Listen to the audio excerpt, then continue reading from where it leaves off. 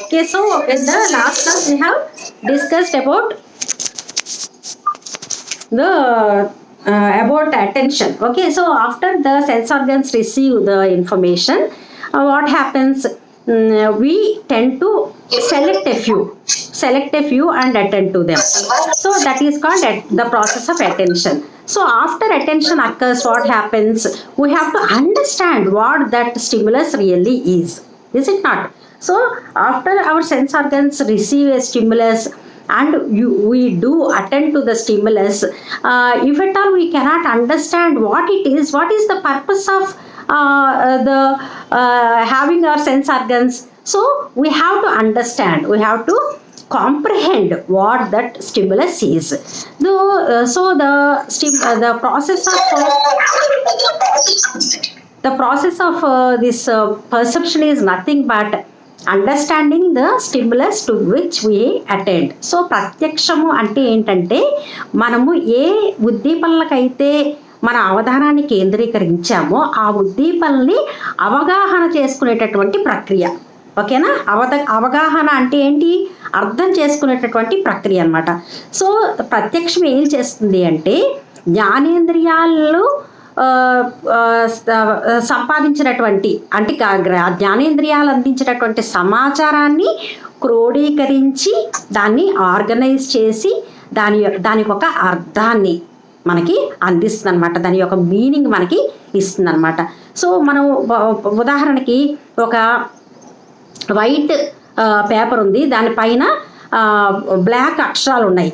So అసలు ఇంతకుముందు ఎప్పుడు కూడా ఒక పుస్తకాన్ని కానీ దాన్ని చూడని వ్యక్తికి అది పుస్తకం అని తెలుస్తుందా? తెలియదు. అది ఒక జస్ట్ ఒక స్టిమ్యులస్ మాత్రమే, ఒక ఉద్దీపన మాత్రమే. ఆ ఉద్దీపనకి ఏమి మీనింగ్ అనేది అక్కడ ఉండదన్నమాట. సో ఉద్దీపనకి మీనింగ్ ఇచ్చేదాన్ని అంటే ఉద్దీపనలకి మనకి అందుకున్న ఉద్దీపనల్ని అర్థవంతంగా మనకి చెప్పే ప్రక్రియనే మనం ప్రత్యక్షం అని చెప్పేసి అంటాం అనమాట. సో జ్ఞానేంద్రియాల ద్వారా అంటే the information received through the sense organs, it will be analysed and it will be organised in a meaningful manner which is in line with the reality. అంటే వాస్తవానికి దగ్గరగా ఉండేటట్లుగా మనకి ఉద్దీపనల యొక్క సమాచారాన్ని మనకి అందించేటటువంటి ప్రక్రియనే మనము ప్రత్యక్షం అని చెప్పేసి పర్సెప్షన్ అని చెప్పి అంటాం అనమాట.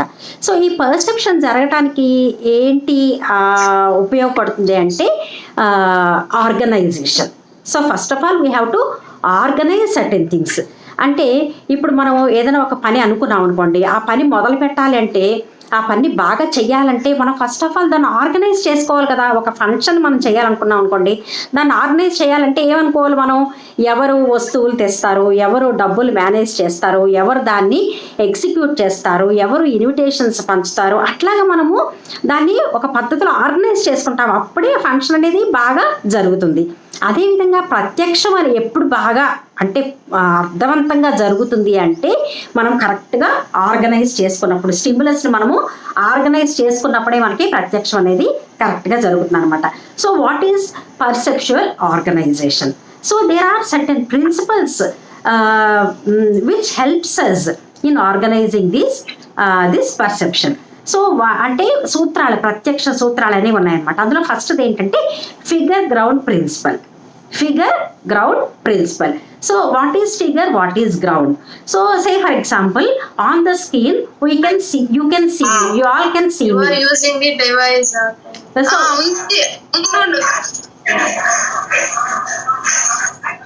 girls, can you follow my audio? Please unmute your audios please. Okay, so now you are looking at me on the screen. So on the screen I will be the figure and the background will be the wall and the door. You could observe the wall and the door, that is the background, whereas I will be the figure. In the same way, while you are reading a book, the white background of the page will be the background and the letters will be the figure. Understood? So what is figure ground here? So we should be able to discriminate what is the actual thing we are going to observe and understand, and what are the things that are lying behind it. So only when we are able to successfully discriminate and separate the figure from the background, then only we can understand what is happening over there, what the stimulus really actually is. Okay, so this principle of figure ground is postulated, put forward by the Gestalt psychologist. We have already studied about these Gestalt psychologist. మనము approaches to general psychology అంటే మనోవిజ్ఞాన శాస్త్ర ఉపగమాల్లో gestalt సైకాలజీని చదువుకున్నాం కదమ్మా. అందులో wolf gang Kohler, Koffka, వర్జెన్బర్గ్ ముగ్గురు కూడా చాలా ప్రముఖులు అనమాట. వాళ్ళు మనకి ఏం చెప్పారు, వాళ్ళు మనకి ఏం చెప్పారంటే, మనం ఏదన్నా అర్థం చేసుకోవాలి అంటే we have to understand, try to look at in the holistic perspective, not in a piece wise manner. అంటే చిన్న చిన్న పార్ట్లుగా కాకుండా మొత్తాన్ని మనం అర్థం చేసుకోవాలి అని మనం చెప్పుకున్నాం కదా. So that is gestalt psychology అనమాట. సో వాళ్ళు they are the people who put forward the principle of figure and ground. అంటే ఫిగర్ని గ్రౌండ్ని మనం కరెక్ట్గా అర్థం చేసుకుంటే ప్రత్యక్షం బాగా జరుగుతుందని చెప్పిన వాళ్ళు మనకి ఈ గెస్టాల్ట్ సైకాలజిస్ట్ అనమాట. సో ఇప్పుడు మీకు ఫిగర్ గ్రౌండ్ అర్థమైంది కదా. సో ఇప్పుడు ఫర్ ఎగ్జాంపుల్ మనము ఒక సినిమా చూస్తున్నాం అనుకోండి. సినిమా చూస్తుంటే ఒక యాక్షన్ సీక్వెన్స్ అనేది వస్తుంది. యాక్షన్ సీక్వెన్స్లో the hero may be chasing the villains. So apart from the visual, you can actually listen to the audio also. A music will be played behind the chasing scene, is it not? అంటే మీరు ఒక cinema చూస్తున్నప్పుడు chasing సీన్లో వెనకాల music కూడా ఉంటుంది, but you will be paying only attention only to the chasing scene. Okay, so chasing ఒకసారి మనం తలగాని పక్కకు తిప్పి ఏదైనా పని చేస్తూ మనం వింటున్నాం అనుకోండి, అప్పుడేమవుతుంది, మనకి అక్కడ చేసింగ్ కనపడదు కానీ మ్యూజిక్ చాలా థ్రిల్లింగ్గా మనకి వినిపిస్తూ ఉంటుంది అనమాట. So that is with regard to figure and ground. So in which what is important to you, what is interesting to you, what do you need, depending upon that you pay attention to certain stimuli, that will be your figure, and the stimuli which is surrounded, the things that are surrounding the particular stimulus will be the background. అర్థమైందమ్మా ఇప్పుడు? So that is with regard to figure and ground. So దానికి చాలా మంచి ఒక illustration కూడా, మనకి ఒక బొమ్మ కూడా ఉంటుంది ఇందులో. చూడండి, ఇక్కడ మీ టెక్స్ట్ బుక్లోను ఇక్కడ ఫిగర్ గ్రౌండ్కి సంబంధించి ఒక ఫిగర్ ఉందన్నమాట. అందరూ చూస్తున్నారు కదా ఈ ఫిగర్ని. మీరు పర్సెప్షన్ చూసారమ్మా ఇప్పటి వరకును, మెటీరియల్ చూసుంటే you will get this figure. ఇందులో ఏమవుతుంది, if you think the black part as the figure, white part will be the background. So black part ని మీరు ఫిగర్ గా తీసుకుంటే మీకు ఏం కనిపిస్తోంది, 2 faces facing each other, 2 ముఖాలు ఒకదాన్ని ఒకటి ఫేస్ చేస్తూ కనిపిస్తూ ఉంటాయి అన్నమాట. అలా కాకుండా మీరు white part black part background గా అనుకుంటే మీకు ఏం కనిపిస్తుంది, you can see a table, ఒక టేబుల్ లాంటిది మీకు కనిపిస్తుంది, is it not? So this is called reversible figure. అంటే ఇక్కడ మనము బ్లాక్ పార్ట్ ని చూస్తే మీకు మొహాలు కనిపిస్తాయి, అక్కడ వైట్ బ్యాక్గ్రౌండ్ అవుతుంది. వైట్ పార్ట్ ని చూస్తే మీకు వేజ్ కానీ టేబుల్ కానీ కనిపిస్తుంది, అక్కడ బ్లాక్ అనేది బ్యాక్గ్రౌండ్ అవుతుంది అనమాట. That is the concept of figure and ground. అర్థమైంది కదా? So this is one principle of perceptual organization. So there are a number of principles which will make us organize the stimulus which we are receiving from the environment in such a way that we can understand them in a meaningful way. So there are 4 other principles of perception. They are proximity, similarity, continuity, closure and symmetry. Okay, so first is proximity. Proximity అంటే తెలుగులో ఏమంటారంటే దగ్గరతనం అనమాట. దగ్గరతనము అంటే తెలుగులో కూడా మనం చూద్దాం, ఆ పదాలకు తెలుగు ఏమిచ్చాడనేది చూద్దాము. ప్రాక్సిమిటీ అంటే సామీప్యం. ప్రాక్సిమిటీ అంటే ఏంటి? సామీప్యం, దగ్గరతనం అనమాట. ఏ స్టిమ్యులస్ అయితే ఒకదానికొకటి దగ్గరగా ఉంటాయో వాటిలన్నిటికీ ఒక గ్రూప్గా మనము పర్సీవ్ చేస్తాం అన్నమాట. So these are all the principles of grouping in perception. These are called principles of grouping and perception. అంటే మనము స్టిమ్యులస్ని విడివిడిగా ఉన్న వాటి అన్నిటి ఒకటిగా ఎలాగ అర్థం చేసుకుంటామో అనే దాన్ని మనకి హెల్ప్ చేయడానికి ఈ గ్రూపింగ్ ప్రిన్సిపల్స్ ఉన్నాయన్నమాట. అందులో ఫస్ట్ది ఏంటి? సామ్యము. సామ్యము అంటే ప్రాక్సిమిటీ, సామ్యం కాదు, సామీప్యము. సామీప్యం అంటే దగ్గరత అనమాట. ఏ స్టిమ్యులస్ అయితే ఒకదానికొకటి దగ్గరగా ఉందో వాటిని మనము ఒక గ్రూప్గా తీసుకుంటాం. ఇప్పుడు ఫర్ ఎగ్జాంపుల్ ఈ ఫిగర్ని చూసినట్లయితే ఇది ఏంటి అని అడిగితే మీరు ఏం చెప్తారు? 3 లైన్స్లో ఉన్నటువంటి సర్కిల్స్ అని చెప్తారు. Circles in 3 lines. ఎందుకని చెప్తున్నాం మనము? ఇక్కడ ఈ సర్కిల్స్ అన్ని ఈ రెండు కూడా ఒకదానికొకటి దగ్గరగా ఉన్నాయి కాబట్టి మనము వీటిని ఒక గ్రూప్గా తీసుకుంటున్నాం. దీనికి ఈ రెండు ఒకటిగా దగ్గరగా ఉన్నాయి కాబట్టి ఈ రెండింటిని ఒక గ్రూప్గా తీసుకుంటున్నాం. అదేవిధంగా ఈ రెండు ఒకదానికొకటి దగ్గరగా ఉన్నాయి కాబట్టి దీన్ని ఒక లైన్గా మనం తీసుకుంటున్నాం అనమాట. So when they are close together we tend to group them. అర్థమైందా? ఏ ఉద్దీపనలు అయితే ఒకదానికొకటి దగ్గరగా ఉంటాయో వాటిని మనము ఒక జంటగా మనం తీసుకుంటాం. ఫర్ ఎగ్జాంపుల్ కళ్ళు ఉన్నాయనుకోండి, కళ్ళు 2 పక్కపక్కన ఉన్నాయి కాబట్టి ఆ రెండింటినీ కూడా మనము 2 కళ్ళుని ఎప్పుడు ఒక జంటగానే మనం ప్రత్యక్షించడం అనేది జరుగుతుంది అనమాట. ఒక కన్నే ఫర్ ఎగ్జాంపుల్ ఫోటోలో కనపడింది అనుకోండి, ఇంకొకటి ఉండదని మనం అనుకోం, ఖచ్చితంగా అది ఉంటుంది అనుకుంటాం. ఎందుకంటే సామ్యం అంటే దగ్గరగా ఉంటాయి కాబట్టి మనం ఒక గ్రూప్గా వాటిని ప్రత్యక్షిస్తాం అనమాట. సామీప్యం దగ్గరగా ఉన్నాయి కాబట్టి ఒక రకంగా ప్రత్యక్షిస్తాం. రెండోది ఏంటంటే సిమిలారిటీ, సామ్యము. ఒకదానికి ఒకటి ఒకే రావుగా ఉన్నాయి. ఫర్ ఎగ్జాంపుల్ మనం చెవులనే చూసుకుందాం. చెవులు ఒకదానికొకటి దగ్గరగా లేవు, ఇక్కడ ఒకటి ఉన్నాయి, కానీ రెండు ఒకే రకంగా ఉన్నాయి కాబట్టి వాటిని మనము ఒకటిగా మనం జంటగా ప్రత్యక్షిస్తాం అనమాట. For example in the second figure ఇక్కడ చూడండి. ఇక్కడ చూసినట్లయితే మీకు ఇక్కడ ఏం కనిపిస్తోంది? మీకు కనిపిస్తున్నాయంటే మీరు ఏం చెప్తారంటే లైన్స్ అండ్ స్క్వేర్స్ అని చెప్తారు. Okay, groups circles and squares అని చెప్తాం అనమాట. అంటే ఏంటి? సర్కిల్స్ అన్నిటినీ మనము ఒకటిగా ప్రత్యక్షిస్తాం. చూడండి మీకు ఫిగర్ కనిపిస్తోంది కదా, సర్కిల్స్ ఉన్నాయి, అక్కడ కొన్ని స్క్వేర్స్ ఉన్నాయి. సో మనం ఇది చూపించగానే మనం ఏం చెప్తాం? ఇందులో ఏమున్నాయమ్మా అంటే మేడం సర్కిల్స్ అండ్ స్క్వేర్స్ ఉన్నాయని చెప్తారు మీరు. అంటే ఎందుకు చెప్తున్నారు?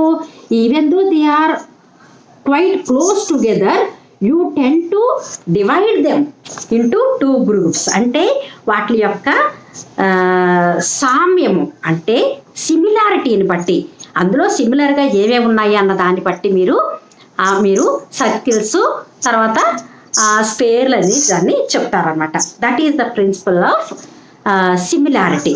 ఓకే, సో ఇక్కడ ప్రాక్సిమిటీ అయిపోయింది, సిమిలారిటీ అయిపోయింది. నెక్స్ట్ ఏంటంటే కంటిన్యూటీ. ఫర్ ఎగ్జాంపుల్ ఒక బ్యాక్గ్రౌండ్లో మీకు ఫ్యాన్ నాయిస్ కానీ అట్లా ఏదైనా వినిపిస్తూ ఉందనుకోండి, at the same time A person is singing. ఒక మనిషి పాట పాడుతున్నారు, వెనకాల గోల కూడా ఉంది. మీరు ఏది బాగా ప్రత్యక్షిస్తారు? గోల మీకు ఆకట్టుకుంటుందా, పాట మీకు ఆకట్టుకుంటుందా అంటే definitely you will be able to perceive easily the music only, because the wavelength of the sound that is there in the music is in a continuum, ఒక ఆర్డర్లో అది ఉందన్నమాట. అవి పెరగటం కానీ తగ్గటం కానీ ఇలా కిందకి మీదకి అవడం కానీ జరుగుతుంది కాబట్టి అక్కడ ఒక కంటిన్యూటీ అనేది ఉంది కాబట్టి దాన్ని మనం ఈజీగా ప్రత్యక్షిస్తాం. వేరే గోల ఒక టపాసుల సౌండ్ కానీ లేదా ట్రాఫిక్ నాయిస్ ఉందంటే అందులో కంటిన్యూటీ లేదు, దేనికి దానికి ఇండివిజువల్ ఐటమ్స్గా ఉంటాయి కాబట్టి దాన్ని మనం ఈజీగా మనం ప్రత్యక్షించలేమన్నమాట. That is with regard to continuity. అంటే దాన్ని ఏమంటాము? సాతత్వం అంటాం, తెలుగులో సాతత్వం అంటాం అన్నమాట. అది కంటిన్యూటీ. ఫర్ ఎగ్జాంపుల్ ఇక్కడ చూడండి, దానికి కంటిన్యూటీకి మంచి ఎగ్జాంపుల్ ఇక్కడ ఈ ఫిగర్ చూడండి అమ్మా. నేను వేలు పెట్టిన ఫిగర్ చూడండి. ఇందులో ఏం జరుగుతుంది? ఇక్కడ మీరు ఏంటి అంటే ఏం చెప్తారు? A line and B line touching at P అంటే ఏం చెప్తున్నాం మనము?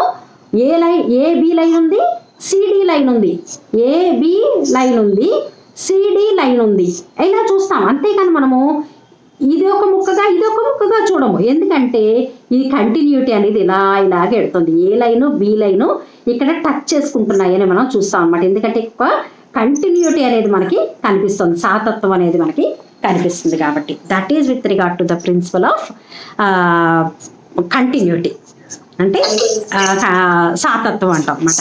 నెక్స్ట్ ఇది చాలా ఇంట్రెస్టింగ్ థింగ్ దట్ అదేంటి అంటే క్లోజర్ అనమాట. Say for example, due to some network problems, say you could not see my face, blur ఉందనుకోండి, ఇక్కడ ఇంత ముక్కలు బ్లర్ ఉంటే ఇట్లా అయిపోతుంది, జిగ్జాగ్ అయిపోతుంది కదా. అయిపోయినా సరే still you can understand the picture that you are observing in the monitor is my face, is it not? అంటే ఏంటంటే అక్కడ గ్యాప్లుగా వచ్చే బ్లర్ వచ్చినా సరే నా ఫేస్ని మీరు పూర్తిగా చూడగలుగుతారు అనమాట. దాన్ని ఏమంటారంటే క్లోజర్ అంటారు. క్లోజర్ అంటే ఏంటంటే even though there are certain lacuna, అంటే కొన్ని మిస్ అయినా సరే, స్టిమ్యులస్లో కొన్ని పార్ట్స్ మిస్ అయినా సరే you are able to comprehend the whole figure. మీరు ఫిగర్ని మొత్తాన్ని మీరు చూడగలుగుతారు అనమాట. దాన్ని ఏమంటారు? క్లోజర్ అంటారు అనమాట, పూరణము అంటారు. సో ఇందులో చూడండి అమ్మా, పూరణానికి చాలా మంచి ఎగ్జాంపుల్ ఇక్కడ ట్రయాంగిల్. మీరు ఇదేంటంటే ఏం చెప్తారా? టక్కని ట్రయాంగిల్ అంటారు. దూరం నుంచి చూడగానే మనకి ఎలా కనిపిస్తుంది? ట్రయాంగిల్ కనిపిస్తుంది. But actually triangle should have a continuous line, 3 lines with 3 angles. But here you could see only 3 angles, but there are no continuous lines. A bit is missing here. Is it not? ఒక bit అక్కడ miss అవుతోంది, కానీ మీరు దాన్ని ట్రయాంగిల్గా మనం ఊహించగలుగుతాం. అదేవిధంగా ఒక circle పూర్తి అవ్వాలంటే 2 ends మీట్ అవ్వాలి. కానీ ఒక ఇలా గీసి 2వ ఎండ్ని కలపకుండా మనం, అంటే సర్కిల్ ఇక్కడ స్టార్ట్ చేసి 2వ ఎండ్ కలపకుండా ఇక్కడ వదిలేసాం అనుకోండి, స్టిల్ మనము దాన్ని సర్కిల్ అని మనం ప్రత్యక్షించగలుగుతాం అనమాట. ఎందుకు అంటే because of the principle of closure, పూరణము. ఏదైనా సరే మన మనసు, మన బ్రెయిన్ ఒప్పుకోదనమాట. చిన్న బిట్లు మిస్ అయినా సరే దాంట్లో పూర్తి చేసి మనకి దాని గురించిన ఎక్కువ సమాచారాన్ని, వీలైనంత ఎక్కువ, అంతేకాకుండా అర్థవంతమైన సమాచారాన్ని, meaningful information, it always tries to give meaning to what you are observing, what you are paying attention to. Understand? So that is the principle of closure. Next comes principle of symmetry. Symmetry అంటే ఏంటంటే సమమితి అంటాం అనమాట. తెలుగులో దాన్ని ఏమంటారు?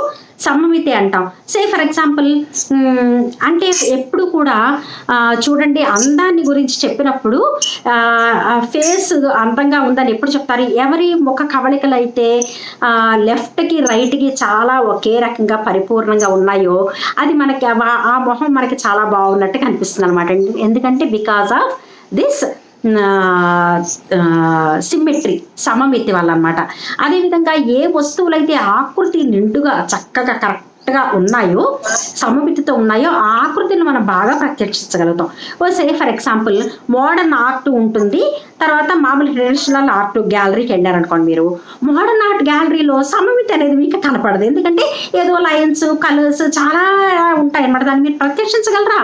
ఎవరో చాలా కళాత్మకమైన మనసు ఉన్న వాళ్ళు తప్పించి అందులో భావాన్ని పూరించలేరు అనమాట. వేరే అలా కాకుండా ఒక కుండి, ఒక ఫ్లవర్ వాజ్, అందులో ఫ్లవర్స్ వేసున్నారు అనుకోండి, బొమ్మ వేసున్నారు అనుకోండి, దాన్ని మనం చాలా కరెక్ట్గా ప్రత్యక్షించగలుగుతాం. ఎందుకంటే దేర్ ఈజ్ సిమెట్రీ. అర్థమైందా? సమమితి అనేది అక్కడ ఉందన్నమాట. సే ఫర్ ఎగ్జాంపుల్ ఇది తీసుకోండి, ఈ బొమ్మ తీసుకోండి. ఇక్కడ మీరు ఫిగర్ని ప్రత్యక్షించగలుగుతారా? బ్యాక్గ్రౌండ్ ప్రత్యక్షించగలుగుతారా?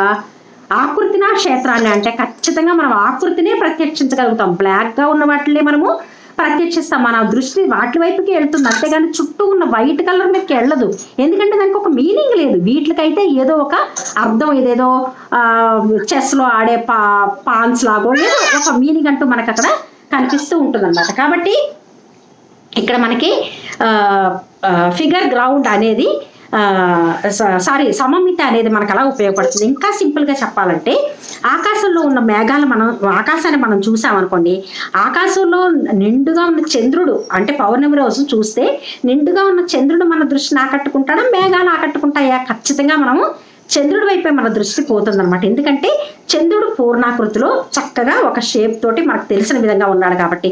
కానీ మబ్బులు ఒక షేప్తో ఉంటాయమ్మా. మబ్బులు అనేవి ఎప్పుడు కూడా దే ఆర్ వేరియంట్ అనమాట, వేరియబుల్. అవి మారిపోతూ ఉంటాయి, దానికి ఒక స్వరూపం అంటూ ఉండదు. కాబట్టి మనం వాటిని ప్రత్యక్షించడం అంత ఈజీగా ప్రత్యక్షించం అనమాట. మన దృష్టి ఎప్పుడు కూడా సిమ్మెట్రీ ఉన్న వాటి వైపుకే వెళ్తుంది అనమాట. So these are the principles of perception. So first is figure ground, second one is proximity, third one is similarity, then continuity, closure and symmetry.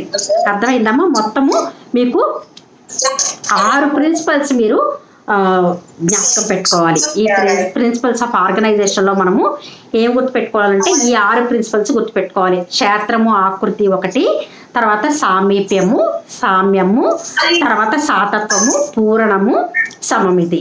So ఈ 6 విషయాల్ని మీరు బాగా ఆకలింపు చేసుకున్నారా అంటే మనకి ప్రత్యక్షం అనేది ఎలా జరుగుతుంది అనేది మనకి అర్థమవుతుంది అనమాట. Okay girls, did you I hope you have followed this small presentation on perception. What is perception and what are the perceptual principles? Okay.